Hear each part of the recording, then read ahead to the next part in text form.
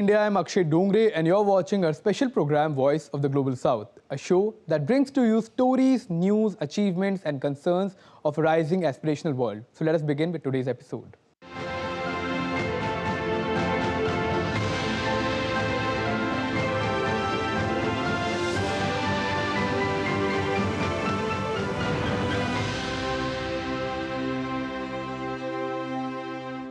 The International Monetary Fund has hailed India's growth story. It said that the country's economy is projected to grow at 6.3% in the current financial year and the next as well.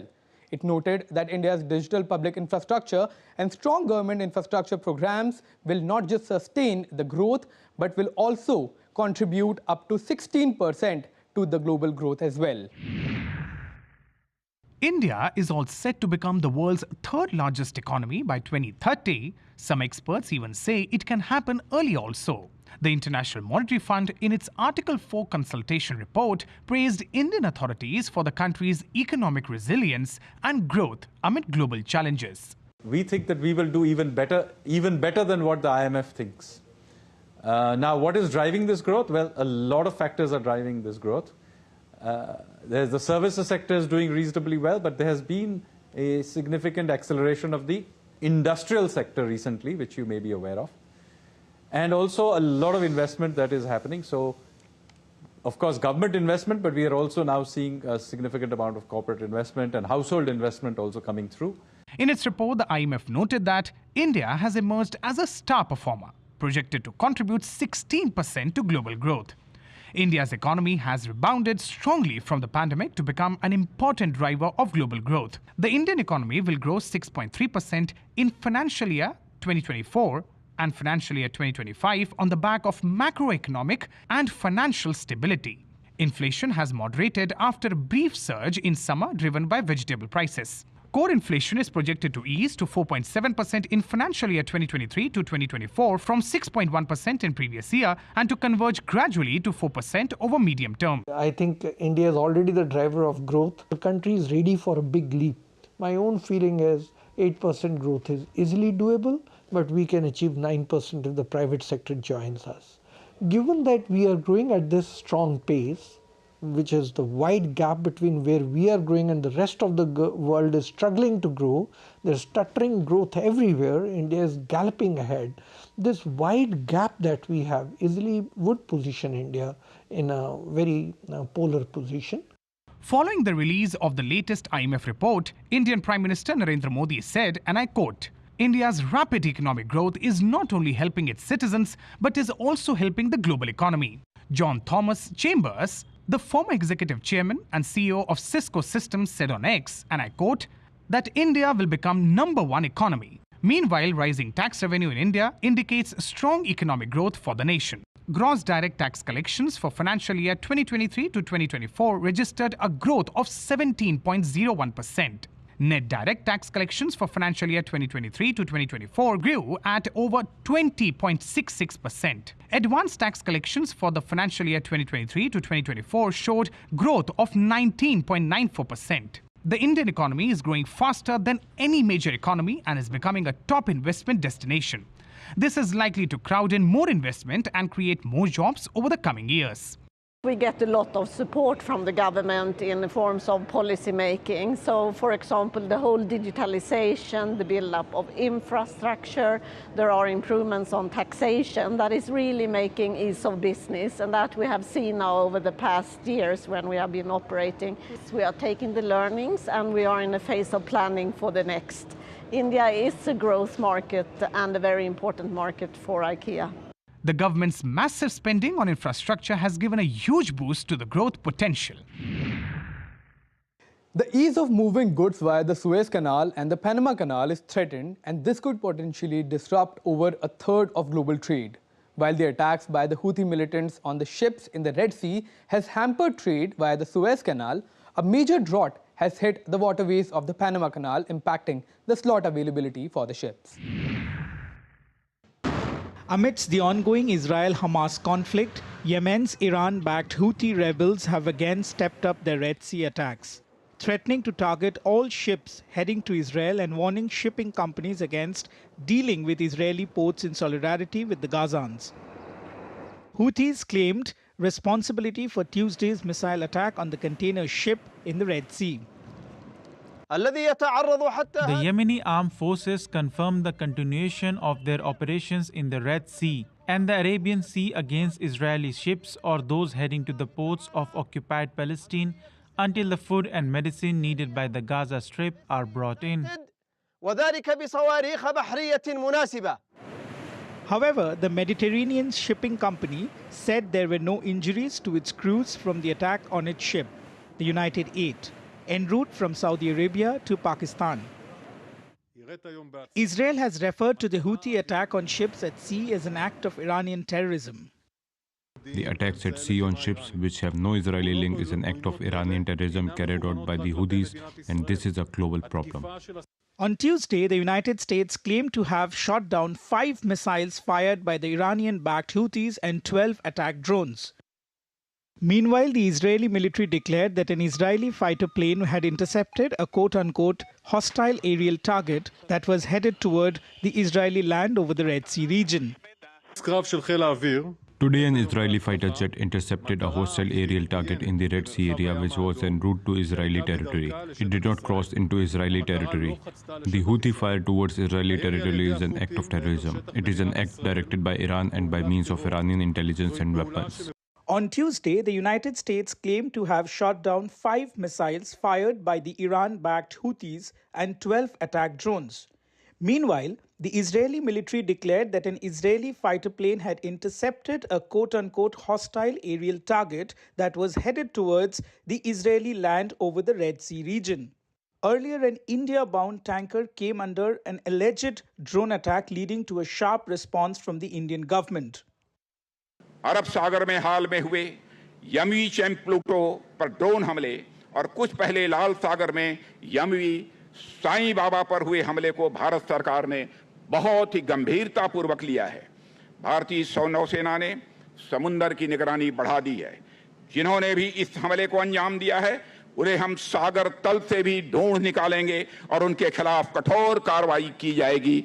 Meanwhile, another crisis is brewing up in another major shipping route, the Panama Canal, which is facing droughts leading to less slots available for shipping companies to send their cargo ships through the waterway, pushing up their costs and prolonging the wait time. Affected by the El Nino phenomena, since the beginning of this year, the temperature of the Panama Canal region has been higher than the average level and its precipitation has dropped sharply. The booking success rate has been especially low since November 15. In extreme cases, no slot was available for over 30 days. The impact of conflict and drought at the two major waterways is likely to have an impact on global trade at a time when the crude oil prices have already shot up by 2%, adversely impacting the economies of several nations that rely on imports of crude to meet their energy supplies. About 200,000 refugees who have fled wars, conflicts and ethnic cleansing have for decades been living in camps in Western Sahara, surviving on international aid as they hope to return back to their homes. However, while there is no end to this wait, new conflicts in Ukraine and Gaza have now diverted majority of this aid that they have been receiving, leaving these refugees in abysmal conditions with little to no focus from the international community.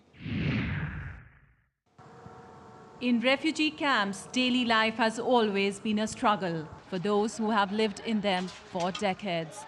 In the recent months, however, life for about 200,000 refugees is becoming increasingly difficult as more and more humanitarian crises are erupting across the world, mainly Ukraine and Gaza conflicts. 30-year-old Mananha at one of the refugee camps in Western Sahara complains of less food being supplied by humanitarian agencies now. Well, when Ukraine was started and then now as you in Palestine, there is a difference in humanitarian aid they receive because we used to have more than now. We are receiving less humanitarian aid. Also regarding the aid, we have been here for almost 50 years and we get always the same food. There are no changes or anything new. As always, we live with oil, flour and lentils, and that's how we live. Before, we used to have more than now. Refugees of the Western Sahara War between 1975 and 1991 are called Sahrawi refugees. With most refugees still living in the camps, the refugee situation is among the most protracted ones worldwide. Morocco considers Western Sahara its own territory, while the Polisario Front, comprised of indigenous people, continues to fight for self-determination with the backing of Algeria. We don't want to take the lands of any country. We just want our land. We don't want anything that's not the Sahara. The limited opportunities for self-reliance in the harsh desert environment have forced the refugees to rely on international humanitarian assistance for their survival. Though the humanitarian aid is now more focused on Ukraine and Gaza, refugees hope their condition is not forgotten as their conflict is around 5 decades old. We will take a small break here and be back with more Global South stories on the other side. Keep watching. In a world that never stops, where information shapes our reality, one app stands out, helps you stay ahead of time. Introducing the DD India app, your gateway to a world of news right at your fingertips. Your most trusted source of news goes global, goes digital. Explore a world of options, top stories, live updates, in-depth analysis, and more. Stay informed wherever you are. Real-time alerts keep you ahead of the curve always. The DD India app, connecting you to the world one story at a time. Download now and explore the world of knowledge, insights, and authentic information. India that invents. India that innovates. India that excites.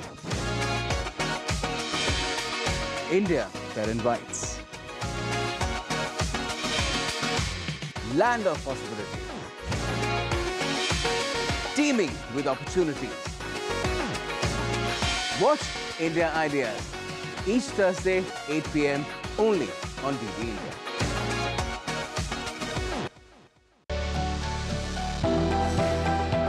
Turning crisis into opportunity, transforming ideas into action, stories of real change, tales of sustainable solution. This series is going to tell stories of such change makers. Watch Change Makers on DD India.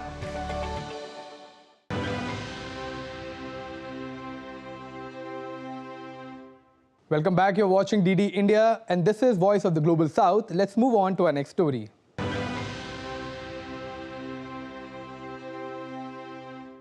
And protests have flared up in Argentina, which has been battling massive inflation, fiscal deficit, as the newly elected president has started to implement the shock therapy to revive the economy, taking drastic measures including devaluation of peso and spending cuts, which is leading to unexpected worsening of the situation.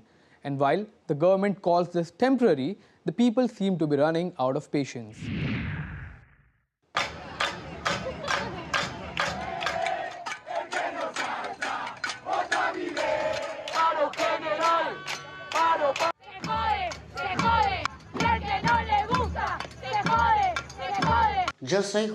I'm a pensioner and I earn $130. And with that, I buy 22 pounds of meat.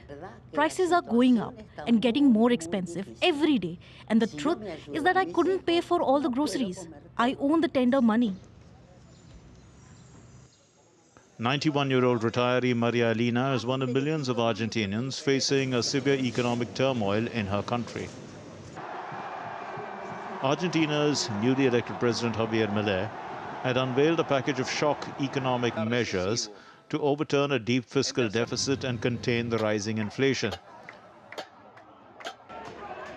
The slew of measures announced by Milei include devaluation of the peso by over 50% and spending cuts, which the government had warned will fan inflation further in the short run. However, patience of the people is quickly running out, and more people are suffering from inflation. They are now opposing the deregulation decree signed by the president, which mandates more than 300 measures to combat the country's severe economic crisis.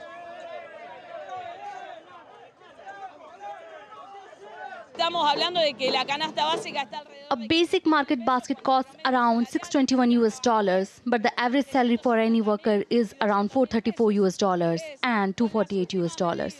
With the latest measures, which were announced a week ago by Javier Milei's government, they were pushing millions of employees into poverty, while half of the country was already under the poverty line. Then, it means it will get worse because they want to devalue the currency even more in March. It's a criminal plan. It's terrible. Terrible what's happening right now. And the fact that they want to sell us the idea that we have to suffer to be better. To me, that's the worst. Because they're supposed to be there to legislate for us, to uplift the people, not to massacre us.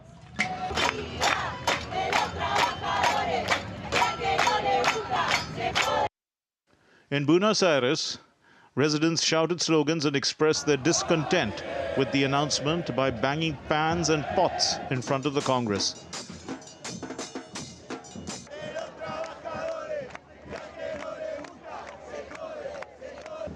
Similar protests were seen across the country by people who are suffering from one of the worst economic crises that the country has faced in recent years.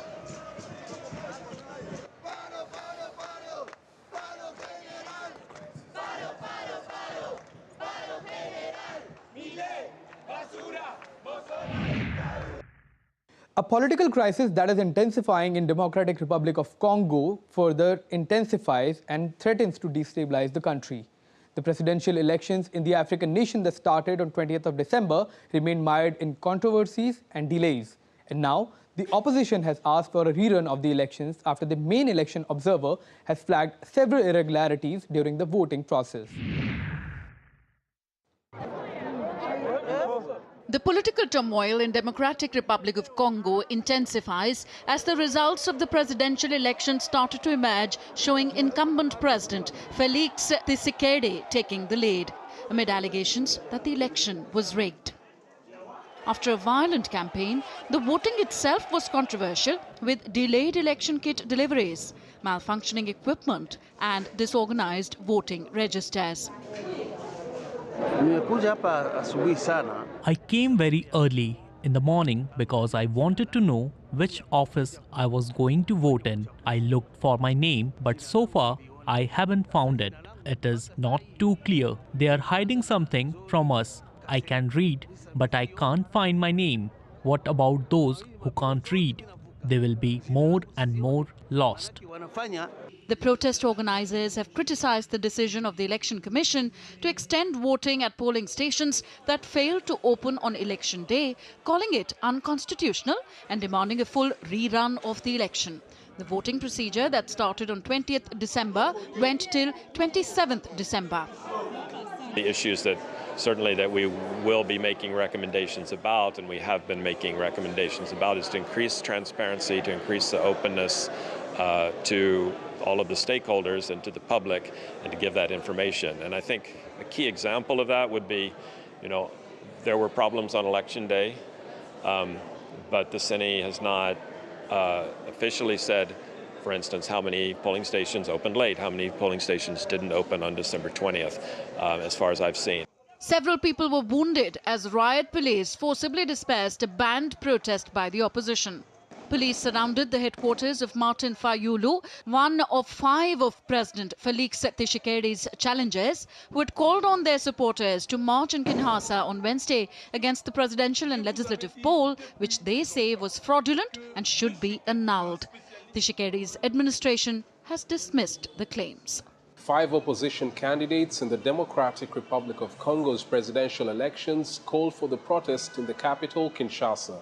They want the elections cancelled and a rerun organized by a new team of electoral officials. The DRC government has not granted the opposition candidates permission to hold the protest, but they said it's within their constitutional right.